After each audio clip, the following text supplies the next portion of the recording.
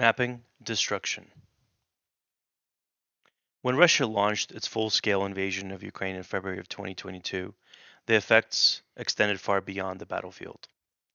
Ukraine's agricultural lands, particularly in the south and the southeast, became strategic targets and collateral damage.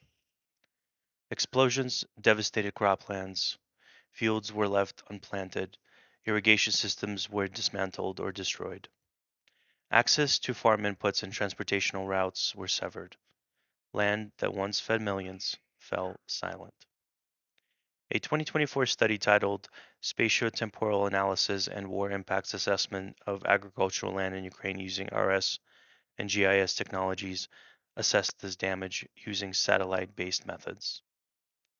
The research focused on Kherson, Zaporozhye, Donetsk, Lugansk, and Mikhailov Oblasts, critical agricultural regions.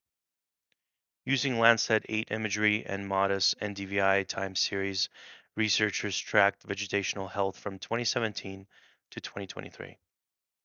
The Normalization Difference Vegetational Index, or NDVI, revealed a sharp drop in greenest across active conflict zones beginning in early 2022.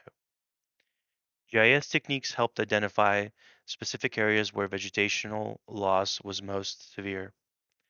In 2022 alone, NDVI dropped by 20% or more in heavily contested areas. Croplands turned barren, not from climate change, but from war. These losses were not uniform. Spatiotemporal maps showed the destruction spread outward from front lines and intensified during conflict periods. Damaged clusters near key transportational corridors critical to logistics and supply chains. Aside from croplands, pastures also declined. The researchers noted salinization, erosion, and soil degradation resulting from both direct shelling and infrastructural collapse. The result? Vast reduction in agricultural output. Kherson, once a high production oblast, saw a major drop in vegetational health.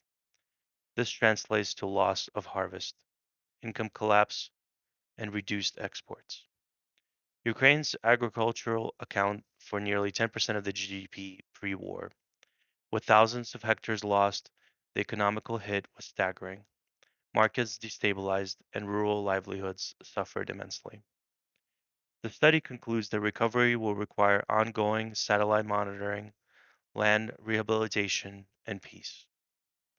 By combining RS and GIS tools, researchers gave the world a clear picture of how war starves not only people, but the land itself.